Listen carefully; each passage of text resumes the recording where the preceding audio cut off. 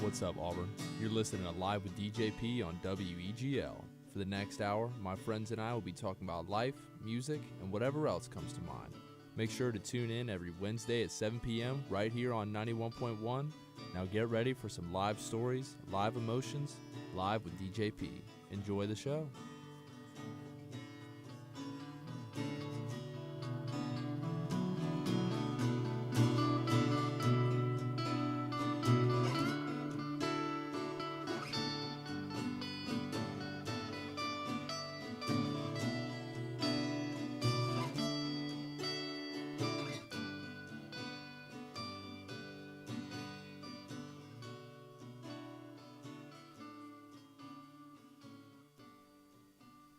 Ladies and gentlemen, welcome back to Live with DJP or Live with DJP and Friends, whatever you want to call it.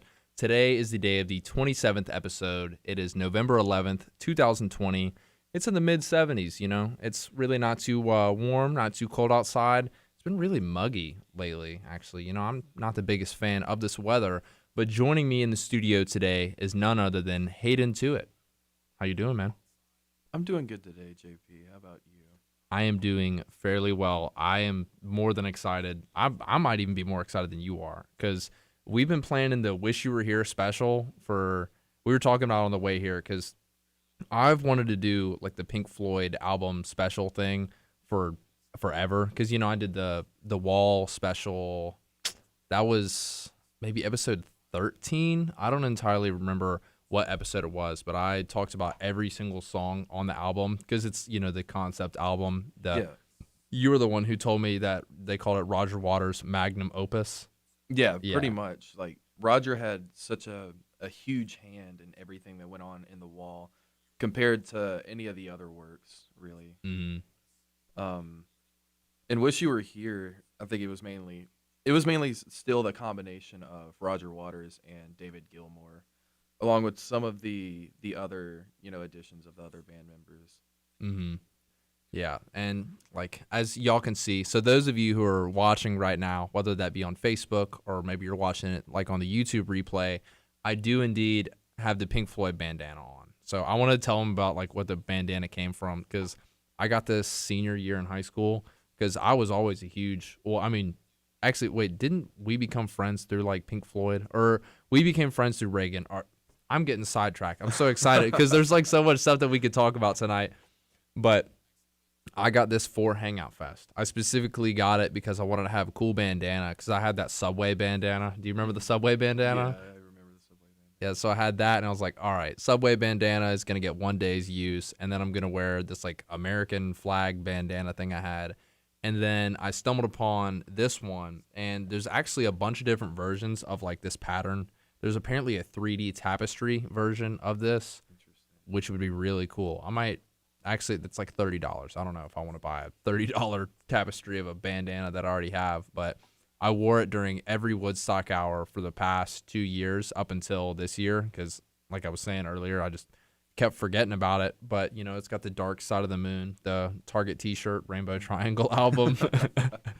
No offense, classic, Target, you know, but the symbol you see like pretty much anywhere. Oh yeah, it's all over the place. And we can talk about the Dark Side of the Moon another time, but tonight we are here to talk about Wish You Were Here. I don't know if it's like my favorite Pink Floyd album because I really do like all of them. Like you can't go wrong with one of their albums. Yeah, during their, you know, their golden era from I'd say like Dark Side of the Moon to The Wall, like just all of their albums are so insanely good. Mm-hmm. Yeah, you can't go wrong with any of them. Yeah. And okay, so you were telling me a couple weeks back how I got you into Pink Floyd. Was that spring break back in junior year or it was your sophomore year? Yeah, it was my sophomore year on spring break. You were like the first person to show me like the album Dark Side of the Moon. I just don't remember that well. Like, do you remember what the first song was? I'm pretty sure we started talking about the Great Gig in the Sky first because I had the DCI relation. What is DCI? I don't know what that means. The Drum Corps International. Them playing. I remember like I had shown you that. I remember now. Yeah, I remember you telling me about that. Yeah, you showed me the rest of the album, Of course, I was a classic rock fan, so I'd heard some of Mm, the classics like Time, the stuff they play on the radio. yeah, time and But money, but you really miss out on all the good beauties of the later on ones like Us and Them. oh, You know. dude, us and them. Like we talked about it actually on my last live with DJP. We kind of like brushed over the entirety of the Dark Side of the Moon. Like I was, well, I don't want to say it again because I like made a joke a few weeks ago about money. Like you remember what the exact? Well, don't say it, but you remember exactly what you told me when I asked about what money was about. Okay, yeah, I didn't want to say it aloud because I didn't want to make anyone mad by telling about the evils of blank. So anyone who's been watching it knows exactly what I'm talking about. Not that I think that certain subject is evil, but okay, what's your favorite song on Wish You Were Here? I mean, to put me on the spot like that, I would say "Wish You Were Here." The Mm, song itself, just because that song has had such an impact on me as a person. But that's one of the ones like that's probably Pink Floyd's most famous song. So yeah. you never want to go with that as your favorite. Mm-hmm. So other than that, I would probably say um the first "Shine On You Crazy Diamond," like the first half of it. Yeah. That's absolute masterpiece. And I have that Hmm. Joe Bonamassa article. Oh, it's like pulled up on this computer. My friend Seth went after me last time for completely butchering Joe Bonamassa's name, but I think I got it right. So Seth, if you're tuned in, hopefully I got that right. But it was what exactly is this song about? Because I kind of know what it's about, but you were telling me a little bit about it earlier. Which one? Shine On You Crazy Diamonds. You were Okay. telling me about the four notes. Yeah, so "Shine On You Crazy Diamond" is combined, like with both parts, it makes up pretty much half of the album Mm-hmm. itself. It's only a 5-track record, Yeah. which is very, very little Mm-hmm. compared to normal. But it kind of sets up the theme, the whole the presence, the idea, the feel of the album. Mm-hmm. And the main thing that the album's built around, specifically "Shine On You Crazy Diamond," are these four notes that David Gilmour, the guitarist for Pink Floyd, came up with. Yeah, could you turn that amplifier on? I want to tell Sure thing. I want to play those four notes for the audience. So yeah, we got live music in here right now. This is a brand new thing for us coming in here, but is it on? Yes. Okay, so I'm gonna play these four notes that he's talking about. So it's that right there is exactly what he's talking about. And what'd you say Yeah. that it meant? Those four notes. David Gilmour is quoted as saying that those four notes remind him of the lingering ghost of Sid Barrett. Um, Sid Barrett is the original guitarist and singer for Pink Floyd. He was with them all throughout the '60s. But He had a the tragic, very tragic ending. yeah, he had a tragic ending. They say he essentially, the way they describe it is he went mad. That's Yeah. like all throughout Dark Side of the Moon. They mention madness and talk about it. Mm-hmm. That's mainly what they're talking about. Because he had such a huge influence in like what happened to him, like kind of changed their views on the world. You know. Yeah, because Um.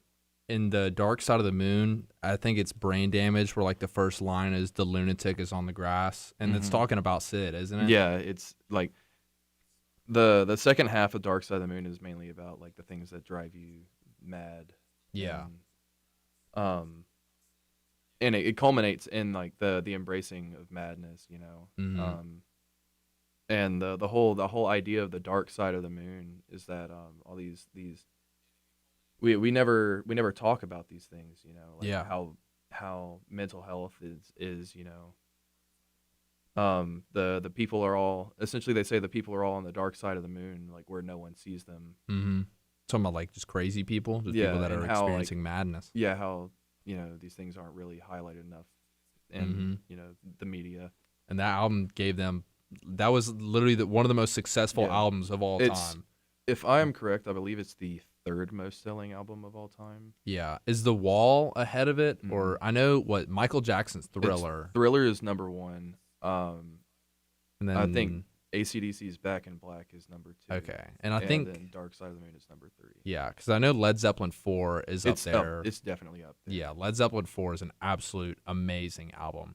But like one of the coolest things that I read about on that Joe Bonamassa article is that this entire album was, it's a concept album, and the concept that Roger was trying to build around was, when I wrote it down, like the difference of physical and emotional presence of just like being absent. Because, it's obviously about Sid with the "Wish You Were Here," and because he was there for certain practices, but I was reading another article about how like one of the reasons why they kind of had to kick him out of the band was he literally could not hold his pick.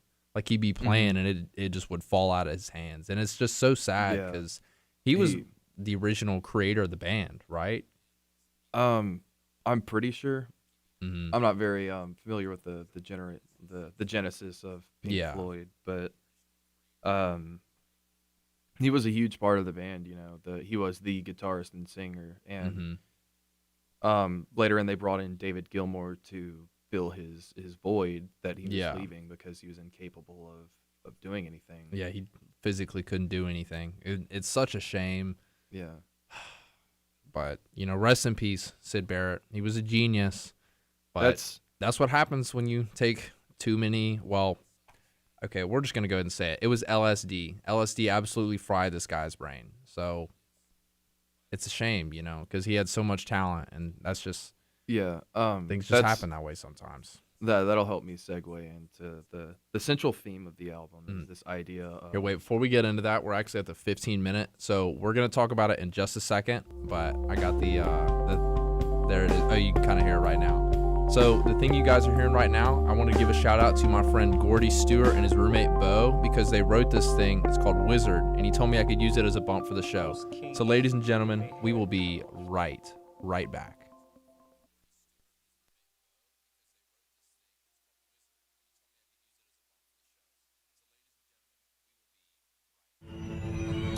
Hi, I'm Harrison Smith. You may know me from my work as Scuba, one of the hosts of the hit award-winning show Nerdcore on Weagle 91.1 FM. But what you may not know about me is that I'm a website enthusiast. That's why I'm here to tell you about WeagleFM.com. It's our hotspot on the web with live broadcast articles and more. It's like a gift that keeps on giving. Tune into your favorite shows at any time with a 24/7 online stream right on the homepage. And don't forget to check out the schedule for our station's full selection of music, sports, and talk shows. For the sports fans, there's articles aplenty covering all of the current events in football, basketball, and beyond. For those music fans, Weagle FM has got you covered. We have album and concert reviews and theme playlists for any mood. We even have live musical performances with Weagle Sessions. There's more than enough content here to keep you procrastinated when you really should be studying for that test. That's right, we know you've been slacking off. Get back to it, lazy. So, no matter what sound you're looking for, we've got it only on WeagleFM.com. That's WeaglFM.com and Weagle 91.1 FM, Auburn.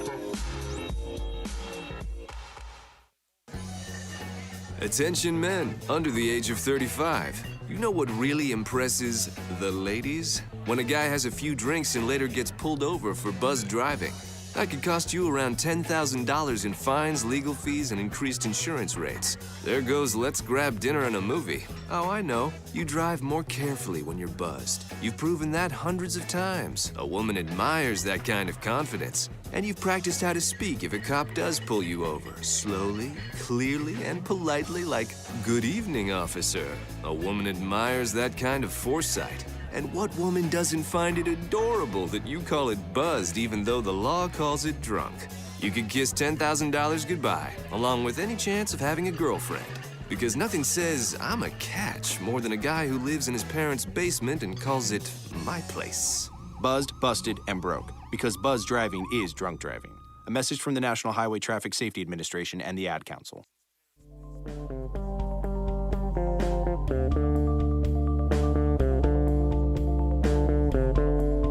Most kings get their hair cut.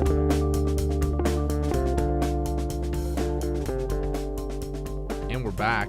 Ladies and gentlemen, you're listening to Live with DJP and Friends, episode number 27. So we were going to segue back into talking about Wish You Were Here. And you've got the record with you here, and you were about to talk about the photo on the album?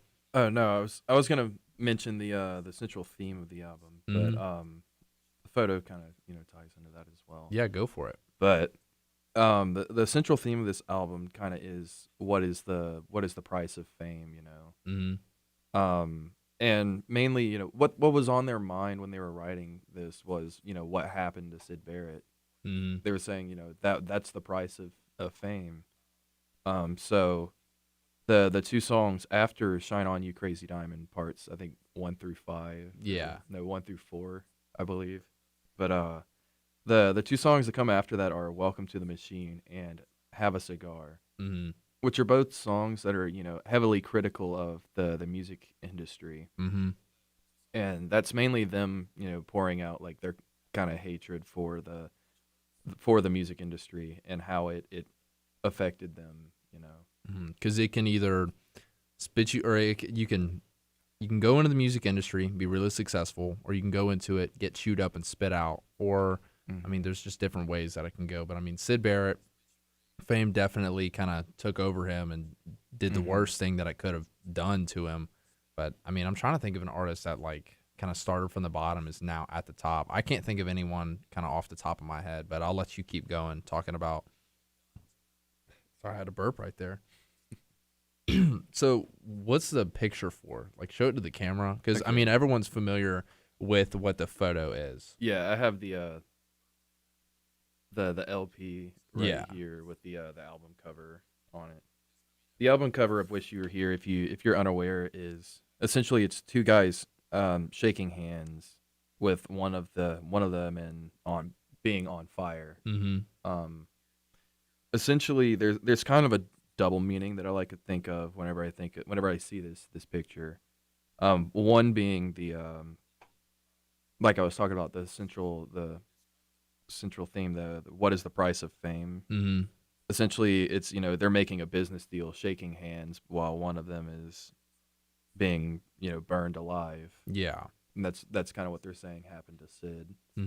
And also, I like to think of there's a story of when they were making Shine On You Crazy Diamond, that Sid Barrett actually came into the studio and saw them and talked to them, and they described him as being at that time unrecognizable. Yeah. He came in, he was like much more overweight than he was. He shaved all his hair. They said like you couldn't tell who he was. Yeah. You probably look like a crazy person, if we're being Yeah, honest. they said he was so out of it.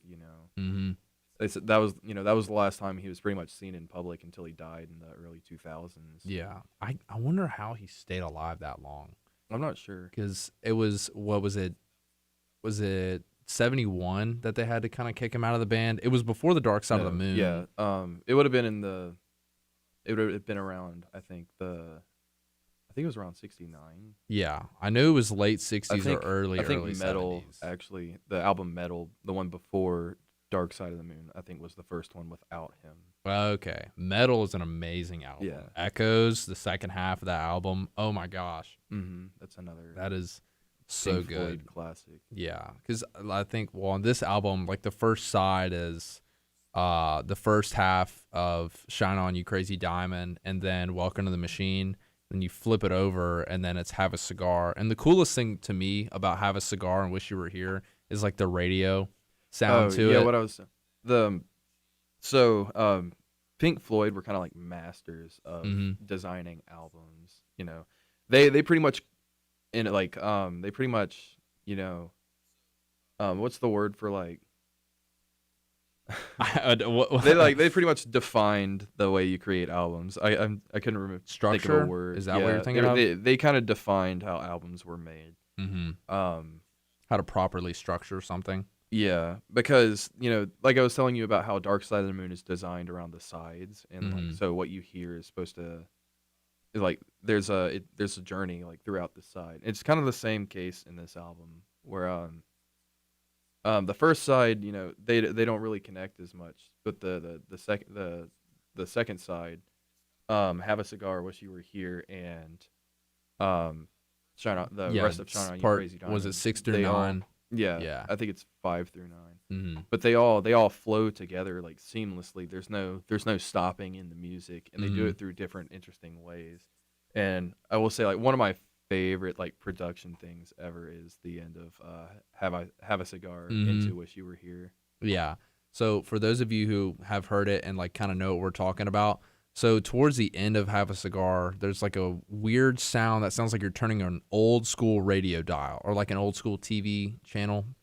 And it is basically like you're listening to the radio and then you're just changing the song, and then the song that comes on as Have a Cigar ends is Wish You Were Here. Yeah, it And kind of yeah. it kind of moves through like a few different radio channels, and you hear a few different things. I Yeah, don't there's like remember. a talk. There's like a two people talking, like a talk Yeah, program. yeah, I don't remember what all you hear through it, but like it just kind of flips through things, and it lands on like the channel that's playing Hmm. the beginning part of Wish You Were Here. Yeah, I can get the 12 string. I might have to get the stool out if I'm gonna get the 12 string real quick. But keep talking about But Is there like a symbolism behind that thing right there? what thing? The like the radio? and Well, all you that? you were saying something about like the 4 notes, but the wow, that sounded absolutely terrible. But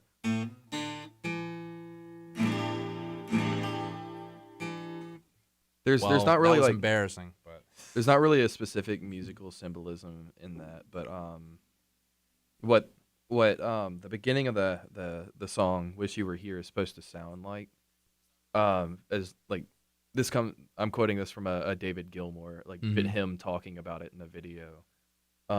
He said it's supposed to sound like, you're listening to it on your radio at home, and whenever the acoustic guitar solo comes in and it starts playing the solo part, it just sounds like a normal, recorded guitar.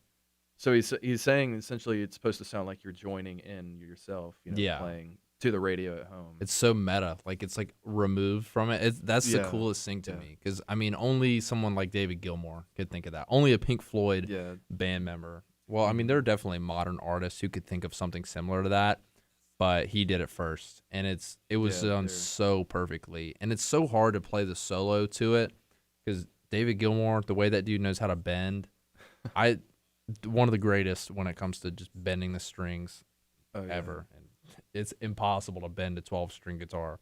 I've tried to play that solo on it before, and it's like I don't even know what I'm doing right now. Yeah, I let him borrow my 12 string because the intro part is played on an electric 12 string, but Yeah. I happen to have an acoustic, so we're Is trying this to an learn it for acoustic this one. electric? Yeah, that one can plug in. Yeah, because it's like the bottom of it, I think, has I don't know. I think the audience can kind of see that. Yeah, there's a little thing at the bottom. You can plug a 1/4 inch straight into that. If I was sitting in that stool, I could definitely play the song, but I'm sitting in this chair right now. But I mean, I'd be down to play like a little part of it. I'm too nervous to play the whole song on the air right now, because I can play with people. Like if we could do some kind of jam sesh thing, because those of you who are watching are probably wondering why there are so many instruments in here. It's because we wanted to jam out for you guys. So, I mean, we could do that whenever we come back from the next break. We still got a few minutes to kind of talk about it. But Wish You Were Here. Like, do you know like what the lyrics kind of? Well, I mean, it's obviously about Sid, but The lyrics of the song "Wish You Were Here." yeah. Okay. Yeah. I mean, I think like the first verse. There's really only 2 verses to the song. Mhm. That's a classic Pink Floyd. Like very little words, but drawn out over a long period of time. "Wish You Were Here" is only 2 verses long, and I think it's over 5 minutes. Yeah, it's like 5.5 minutes long.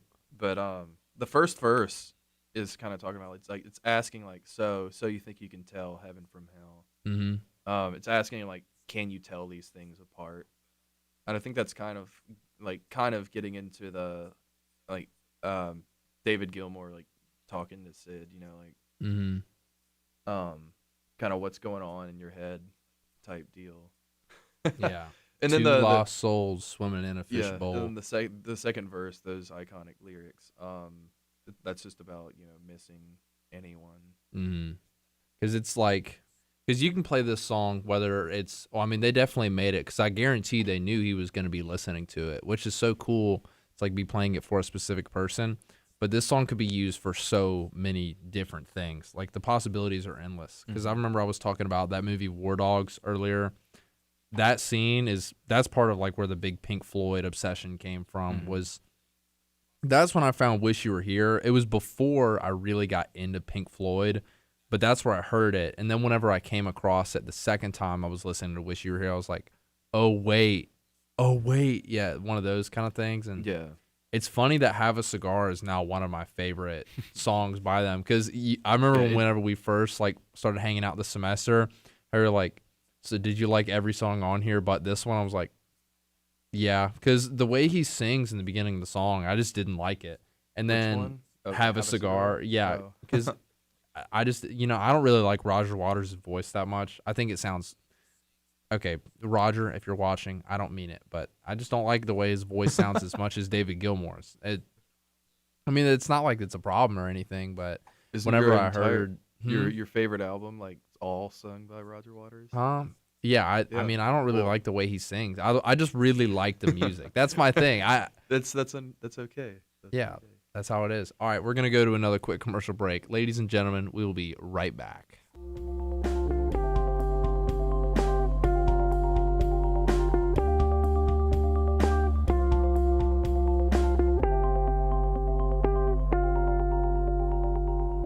Most kings get their head cut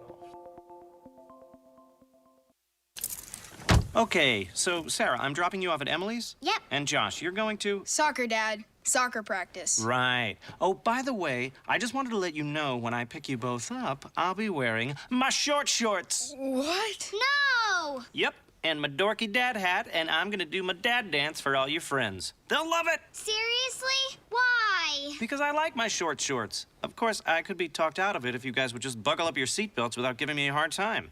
It's important to get your kids to buckle up for safety, no matter what it takes. And sometimes, all it takes is your parental powers of persuasion. Okay, we're buckling up. See, all buckled. Good choice. I'll just have to do my dad dance at dinner time. What? No! Do what you have to make sure your kids are wearing their seatbelts, even on short drives. Never give up until they buckle up. A message from the National Highway Traffic Safety Administration and the Ad Council. Visit safercar.gov/kidsbuckleup for more information. Unexpected reactions to smart financial decisions brought to you by feedthepig.org. Well, I finally did it. I opened a 401k. So you're giving up? Just like that? Giving up on what? On getting an inheritance from a distant relative.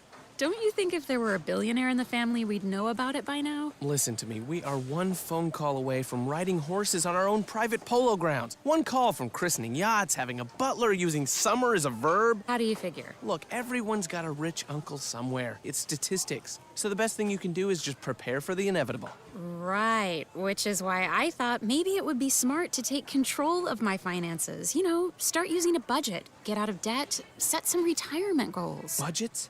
Debt? You watch your mouth.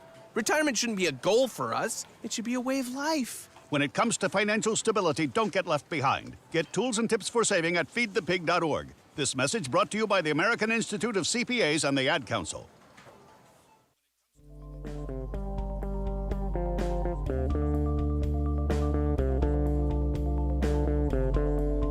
Most kings get their head cut off.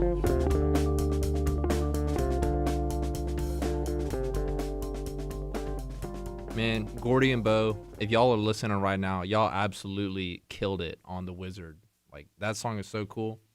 But I kind of want to bust the song out. You want to do it? Wish You Were Here? We can try.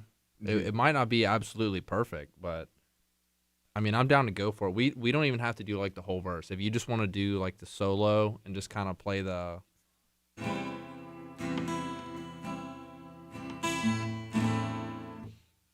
All right. Let me know. I'll start it off for us. All right. Let me get all right. This might not sound perfect. I have practiced this song multiple times. You can ask my roommates. They probably hate this song because of how often I play it. But, we're just going to go for it because this is live with DJP. Live stories, live emotions. We do what we want on this show. We like to have a good time. So thank you everyone who's been listening in this whole semester.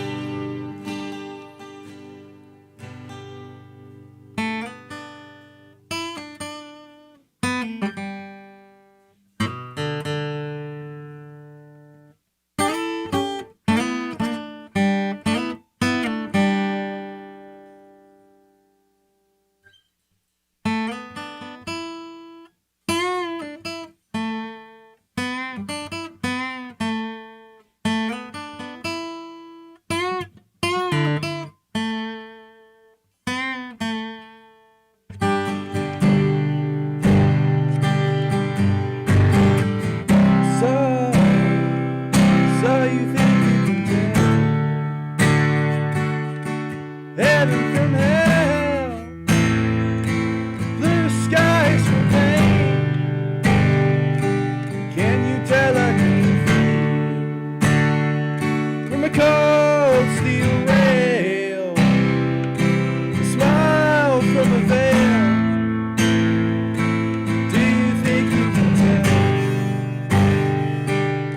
They get you to trade your heroes for ghosts, hot ashes for trees, hot air for a cool breeze, cold comfort for change. Did you exchange a walk-on part in the war for a lead role in a cage?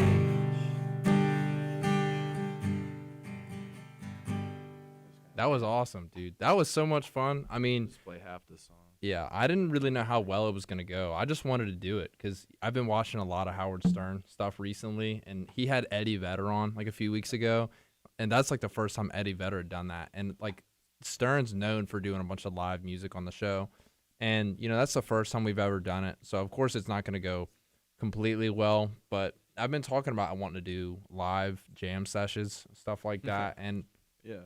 this is the first of many. So those of you who tuned in the semester finale, that was the main reason why I was super excited, because we wanted to do the song on the air. And it's not like it was perfect, but live with DJP, nothing's perfect, but we do what we want, and we have a good time. And that's the most important thing about doing the show. All right. Shine On You Crazy Diamonds, part I think 7 or so. I don't exactly remember what it was because we can't play it on here, but I think it's like the second half of that song was like kind of. Well, that sounded terrible. I'd probably embarrassed myself talking about that a second ago, but it's like that kind of like theme throughout the whole thing. Mm-hmm. So, do you know why he chose those notes for Syd Barrett? Do you know why? Oh, I mean, I don't know if there's a specific reason. I mean, he said that they just reminded him that that specific sound, I guess. Yeah. Reminded him of the lingering ghost of Syd Barrett. Mm-hmm. Because I believe that entire like "Shine On You Crazy Diamond." Well, we were talking about earlier how it was like supposed to be one side. It was Gilmore's idea to make it one side, and then Roger Waters decided to disagree, and then it was like the bookend. It's typically how it goes, Yeah, I mean that's pretty much those two fighting. Yeah, and well, that's just kind of how it is with that band. But Waters always wins. That's literally what I wrote down was Waters always wins whenever it comes to that.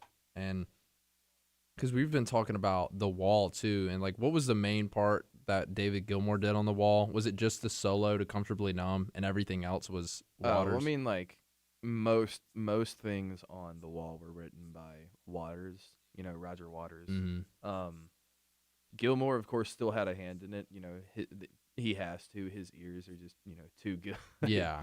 But most of it, like that was what Roger Waters' you know, what he wanted to do. That, like I said, that was his magnum opus. That's what he poured, you know, essentially all his life's work. Like, it all led up to that.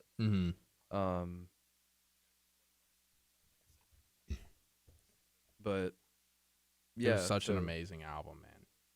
Like, well, literally, like, all the albums were, because, I mean, it was really hard to follow up The Dark Side of the Moon, because, I mean, it was literally, like, wait, what? Like, getting into that, you know, like, what I was saying,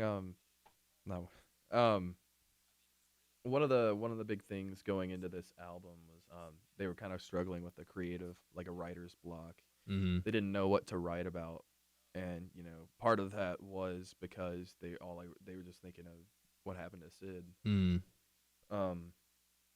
They said they had just came off of being, you know, super famous from Dark Side of the Moon to, like, you know, now it's like, what are they going to do next? And they don't know how to live up to it. So they were saying, like, that's all they could think of, so they decided to make the album Wish You Were Here, you know, about it. Yeah. It was 1975, so it was like 73 was Dark Side of the Moon, 75, and they didn't have anything until The Wall after that, right? No, they had Animals, and Animals was 77, 76, 70. No, I think it was 77. Oh, yeah. Man, that's a great album right there. Yeah, that's Dogs. Yeah, that's another one that's just, you know, 5 songs exactly like this. And it's like, well, Dogs had a lot of symbolism to it. That's like not my favorite one. I really like, or Animals. I call it Dogs every time, because that's like the number one song that I go to whenever I listen to that album. I've got that poster in my room. I have listened to the whole album, like, through and through, but yeah, Animals is like, I like Animals. You know, each song individually, like, it's pretty good. But I don't like it as an album as much as I do Wish You Were Here or Dark Side of the Moon or even The Wall. But okay, let me grab this thing. What is the symbolism behind, like, that?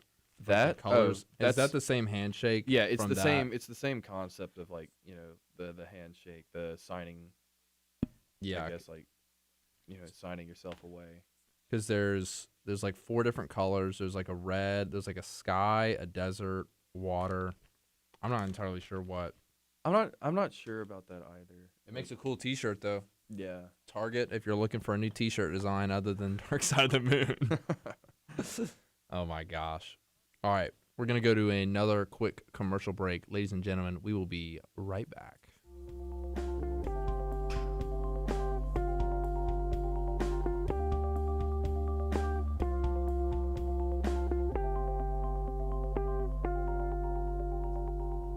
Most kings get their head cut off.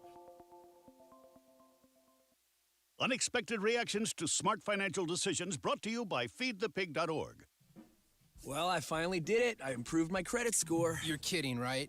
No. How are we supposed to be the bad boys of electro-synth pop if you're out there being responsible? The band is about to be discovered. This is our year. Yeah, you've been saying that for a while now. You think anyone in the Rock and Roll Hall of Fame was worried about their credit score? I never really thought that. Of course they weren't. Rock stars aren't supposed to think about that kind of stuff. We're supposed to think about how many guitars we've smashed, write aggressively sensitive power ballads, start questionable fashion trends, tragically break up and blame creative differences. All right. I thought maybe it was time to take control of my finances, you know? Start using a budget, get out of debt, set some goals. A budget? Debt? Set some goals? Listen, I knew that we'd have our creative differences, but I was hoping they'd involve a little more scandal. When it comes to financial stability, don't get left behind. Get tools and tips for saving at feedthepig.org. This message brought to you by the American Institute of CPAs and the Ad Council. Dave, what are you doing? Just sending a gift to Dave 2037. Who? Me in the future. I save a little money from every paycheck as a gift to Dave 2037, so he can spend it on things like anti-gravity boots or a hologram Doberman, something cool like that. I think Dave 2037 deserves it. He worked hard. What are you getting Steve 2037? I guess I was thinking Steve 2037 would just fend for himself. Well, all right, but don't expect to be borrowing my anti-gravity boots. You want to have money in your future? You got to start saving now. Putting some money from every paycheck into a savings account or contributing to your 401k can make a big difference later. Put away a few bucks, feel like $1 million. For free ideas and easy ways to save, go to feedthepig.org. That's feedthepig.org. Hey, Let's just hope Steve 2037 doesn't get his hands on a cold time machine, because he is going to come back here and knock some sense into you. This message brought to you by the American Institute of Certified Public Accountants and the Ad Council.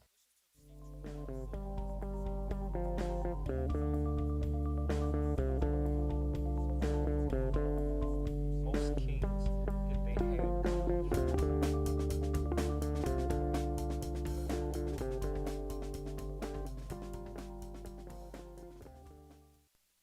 And we are back. Ladies and gentlemen, that was the last commercial break.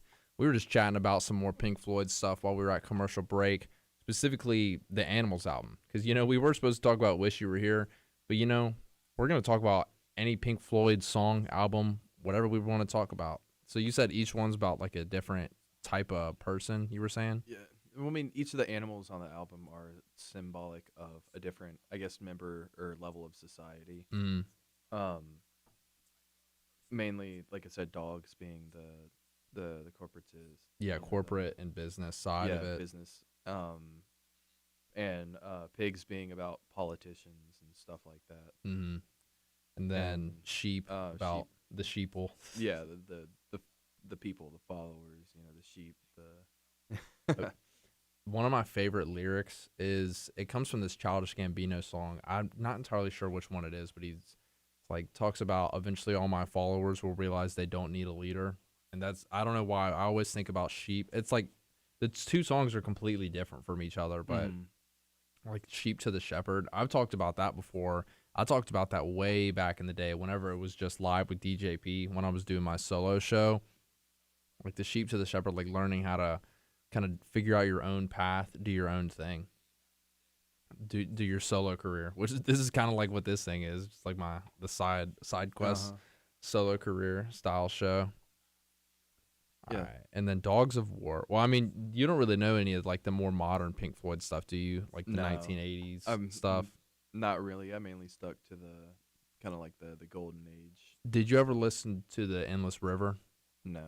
That album's really good. I think yesterday was the 6-year anniversary of it. Really? So it was stuff that was recorded like a long, long time ago, and they just never really did anything with it. And then 2014, they came out with it. That was one of the first albums I had listened to by them, because the first one was The Dark Side of the Moon, obviously, because the whole us and them thing, 2:13 in the morning, that whole deal. And then the Endless River was another one, and that album is really good. It's just, it sounds like a Pink Floyd album. The singing's a little different on it. Mm-hmm. I don't know why, but it's still a really great album. Yeah. And then, I mean, The Wall. I haven't even seen The Wall movie. Yeah. I told you, like, you need to see that. Like, that's part of the experience, There's some songs on there that aren't on the album. And there's some songs in there. Like, there's some songs in the album that aren't in the movie. Mm-hmm. So it offers kind of like a different perspective. Yeah. It definitely changes the way you see the way you hear the album whenever you go back to it. Oh yeah, I just got a text. Shout out Brandon. Brandon, I'm sorry I don't know how to say your last name properly, but he was telling me the Endless River is all outtakes. Okay, so it was recorded during the time of the Division Bell, which was like the 1991 album. That's Poles Apart. I think I've showed you that song. Yeah, you have. Poles Apart is probably like my favorite song from that album. So I guess that's when that was recorded back then. Man, there must be like, he must be listening on like the radio, because there was no delay like whenever I was talking about that. Yeah. He's Another kind of aspect I wanted to mention about the album Wish You Were Here. Mm-hmm. Go for it. Was just kind of the kind of like creative musical genius that goes into some of the things they do. Like in the song Welcome to the Machine, you have all these kind of like weird noises going on like in the beginning, and like some buzzes, some stuff, just the sound of some things rotating. And it's like, like, what is that supposed to be? And of course I watched the video, an interview of David Gilmour's, like him talking about this album. And he was saying, they were trying to create the feeling that they were in an elevator on the way up as their career was rising. Throughout the song, like it has such a weird sound to it, but like whenever you think of that, you're like, yeah, I guess, it makes so much more sense. I need to listen like closer to the lyrics of these songs, because for me, I'm terrible at memorizing lyrics. Like I couldn't sing "Wish You Were Here" if I tried. I just don't. I can't. I don't know what it is with lyrics. I can't do it. I just learned lyrics after listening to a song so many times. Yeah. I can do country music lyrics. I don't know why. Well, probably because country music lyrics are like way easier to memorize, but country music is the best. I absolutely love country music. Do you listen to Marshall Tucker at all? No. Dude, I got to show you some Marshall Tucker after we get out of here, because I talk about Marshall Tucker and Pink Floyd probably every single day, because I've got that Marshall Tucker album in my car. Mm-hmm. But I think one of my favorite things about this album, and I know it's like towards the very end of the first Shine On You Crazy Diamond, where you got the saxophone towards the end. Absolutely love the saxophone. I forget his name. It's Dick Barry. Dick Barry. Okay. Yeah. Yeah, he's incredibly famous for doing all the saxophone parts on Pink Floyd. You know, all of their big songs have it on it, like, you know, Money, Us and Them, you know. I can't Shine even On You Crazy Diamond. I think both parts have it. Oh yeah. You know, it just appears in everything. So talented with the saxophone. Mm-hmm. Looking around, I ran out on my my notepad. Like the notepad finally ran out of sheets. I've had this thing. Let's see. The notepad started April 4th of this year, and it finally ran out. I went through every single sheet. I haven't gone through every single sheet in a notebook in so long. It's been forever. Do you know who the artist was behind that, or how they even made that photo? I can't remember the person's name who did their album covers, but I'm pretty sure I think it's the same person for all their big ones, like their iconic ones, like Dark Side of the Moon, Wish You Were Here. Because I don't know how they could have made a photo look like that in the 1970s. I have no clue what type of technology they must have had to be able to create something like that. Yeah, essentially, they just got this artist. Every time they'll like just sit them down, you know, tell them what the album's about. Like sometimes they'll have them listen to it, you know, and just say like, all right, now come up with a cover for it.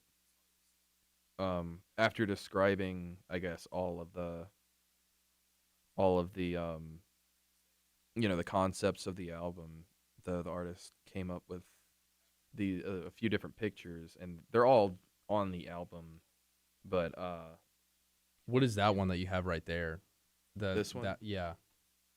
I am not sure, but like this is one of the concepts they came up with. And what was you said you wanted to talk about the back side of that one earlier? The back side it's pretty much the same concept as the first side, where it's about like the price of success. So it's a businessman basically handing them a platinum record. Okay. So yeah.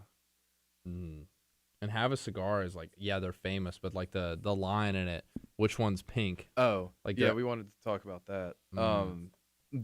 The song Have a Cigar and some of I mean, they're all kind of based around real experiences they have, but Have a Cigar was really based around like real experiences they had in the music industry. And that was like an actual question they had from an exec, you know. He asked them like, y'all are gonna make so much money. He's like, oh, by the way, which one's pink? And like as a fan, like if you know anything about the band, none of them are. Yeah, none of them's names are Pink. Like the only time that the name Pink is really brought up is in The Wall. Yeah, so the whole entire approach of Have a Cigar is them being sold the idea that, you know, like you're gonna be great, you're gonna be famous from the perspective of an executive. You know? Yeah, I almost called out a specific media company because I mean I'm not going anywhere near trashing a large media company. If I'm gonna get like an internship with them, definitely not gonna go for that. Yeah, well, yeah, so like they're kind of getting sold this idea, like, you know, you're gonna be great, you know, and you know the main line of the song is, and if you ask the name of the game, it's, you know, riding the gravy train. It's so basically it's all about, you know, getting as much money possible out of it. I think, is that amp still on? Yeah. Because actually, oh shoot, This is such a mess right now, trying to do this. Even funnier that it's live, because we've got Brandon. Shout out Brandon. He's listening on the radio right now. But I think it's... Well, it didn't pick up on that other amplifier, or on that microphone, but that's like the kind of like main theme of that whole album. Or that, not the whole album, but in the background. Maybe I might have played that on the wrong side. Yeah, I think you started too low. Is it 7? Yeah. There it is. Yeah, that's it right there. Oh, I love that. I love that melodies like that so much. You can kind of bend this thing. For the bullet strat, I love this guitar, man. I absolutely love this thing. I got it from Guitar Center. Funny story about how I got this thing. It was the only cross-country practice I ever went to. Because I went to one, I think it was in like, yeah, it would have been 7th grade, and I was trying out for like JV, and I went to it, and it went absolutely horrible. I was like, okay, I'm never going to run cross-country. So, and I was like still into guitar. So my mom took me to Guitar Center, and I just blew like almost $200 on like guitar stuff ever since then. So basically kind of quit the cross-country dream. That's literally like one of the reasons why I hate running, is because of that day at that cross-country practice. And if my mom is listening to this, she knows exactly what I'm talking about. So, yeah, that's where the guitar kind of story started. Other than, well, I really kind of started playing guitar when I was like 9 in 3rd grade. I was taking lessons from someone in my school. Didn't really care about it until like I was 20. Like I played, I didn't practice at all. Like I would go to lessons, but I didn't care about it enough. And I hate that I like wasted all that time. It's the same situation for me. Like I was an okay guitarist, you know. Like I was in a band. Oh, Churchill Street. Like, you remember those days. Yeah, Churchill Street, baby. Just me, Reagan, Carl, like all of us. Way back in the day, man. I remember going to those concerts. The If Reagan backyard at Grandma's concert. Oh yeah, absolute classic stuff right there. Well, okay, y'all did Little Black Submarines. What was y'all's songs? Do you remember all the songs that y'all used to play in Churchill Street? Yeah, I remember a few of them. The main one was Little Black Submarines. Yeah. Y'all did Say It Ain't So We too, did right? Say It Ain't So by Weezer, Holiday by Green Day, Walk on the Wild Side by Lou Reed. I don't remember that. I don't really know that song that well, though, is the only thing. Yeah. Make sure that we get this thing set Yeah, we up. played that, and we had William Kane do the saxophone. I remember that now. Oh, man. I wish I would have known. Does William Kane have Facebook? Probably. William Kane, if you're out there, we need to get in contact. Yeah. Oh, yeah. We did that. What else did we have? Santeria was another good one. Santeria, I remember that. But That nothing will ever top y'all's talent show performance, man. That was Little Black Submarines. Yes, dude. That was a lot of fun. Keep going. Oh, I was just saying, it kind of the bad thing that happened was that the drums were so loud you couldn't hear anything else. Pretty much. Because was it you or was it Carl that jumped off the stage? That was me. That was the coolest thing ever to me. Yeah, yeah. Whenever y'all were doing that, and I was like, he just jumped off the stage. Oh my gosh. Yeah, I did that like right whenever I hit the first chord, whenever the electric guitar comes in. Mm-hmm. Little Black Submarines by the Black Keys. That's off El Camino, right? Yeah, that's El Camino. Oh man, that's classic right there. Well, it's almost 8 o'clock, so we're gonna go ahead and end it here, ladies and gentlemen. Thank you for tuning in. This has been the last show of the semester. It has been quite the wild ride doing this show all throughout the semester. It's been, I think I've done like 7 or 8 of these. I've done a couple Woodstock hours. Then I do new music hour too. So it's been a lot of shows, but it is time that I take off the bandana and take a break for a little while. But, you know, I'm planning on doing shows like, okay, hold on. The automation's starting to pick up right now.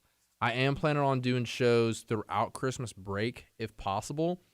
We're going to have to see. I don't really have anything planned out yet because, you know, school's been absolutely hectic, and it's time that I take a little bit of a break. But thank you, everyone who's been tuned in. I really appreciate it. This has been your host, DJP and Hayden. Adios.